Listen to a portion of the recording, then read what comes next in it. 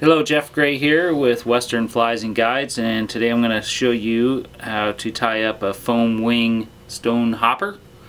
And it's I've got already started a little piece of foam for my underbody, and this just happens to be 2mm yellow, but you can certainly tie it in any color you'd like. I've already made one segment on it and threaded it on the hook. And go ahead and start your thread. I like to use black thread.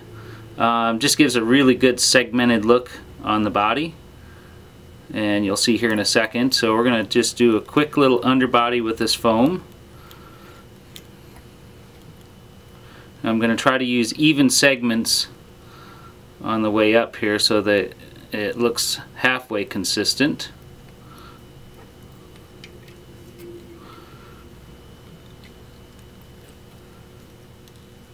Okay, so we've got our segments here.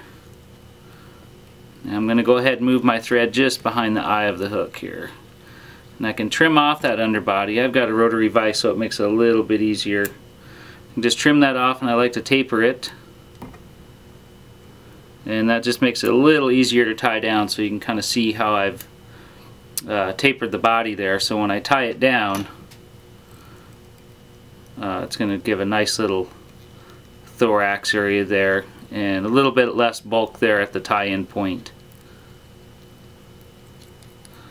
So I'll show you what that's going to look like so. Now we're going to tie in our foam wing, and that's again just another piece of brown 2mm foam, and we're going to anchor that down, same spot. I'm going to add on a little piece of widow's web for the wing. Actually, it isn't really a wing, I guess it'd be more of an indicator. I'm not using a real thick piece. Probably thin this out a little bit even, because it's going to get doubled over. And you can use any color you want. This happens to be white, but you could certainly use a bright pink or orange, whichever color you feel the need to use. And anchor that down. Now I'm going to pull all this back.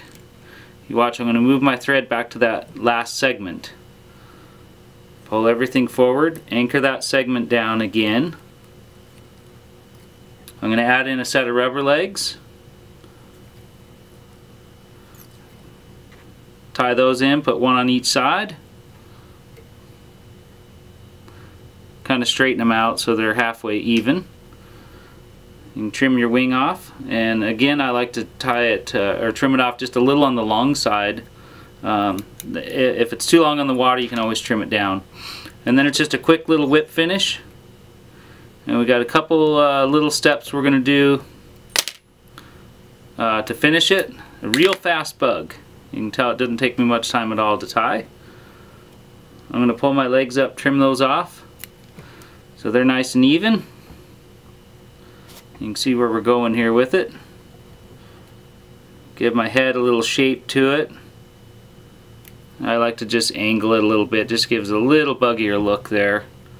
And then the last step is just to cement this foam wing down. I don't want that wing you know, sticking up like that. Your tippet will have a tendency to wrap around it. So I'm going to go ahead and anchor that down. First, though, if you want, this is up to you depending on the color of foam. You know, I'm going to mark it up with a little bit of brown. And so depending on the color of foam, you may or may not want to do that. This will just give it a little bit more of a variegated look. Just to kind of mark it up a little bit. And a lot of times these markers will kind of wear off when you're fishing it, which is sort of the good thing because it gives it just that much more of a variegated look. I'll just turn this over. I'm just using Zap-A-Gap here, and I'm just going to dab a little bit. I'm going to pull my foam wing back. I'm just going to give it a nice thin layer.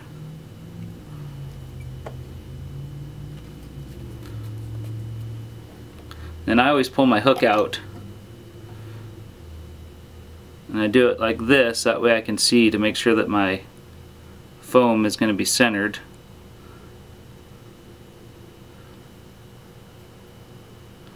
And that's it.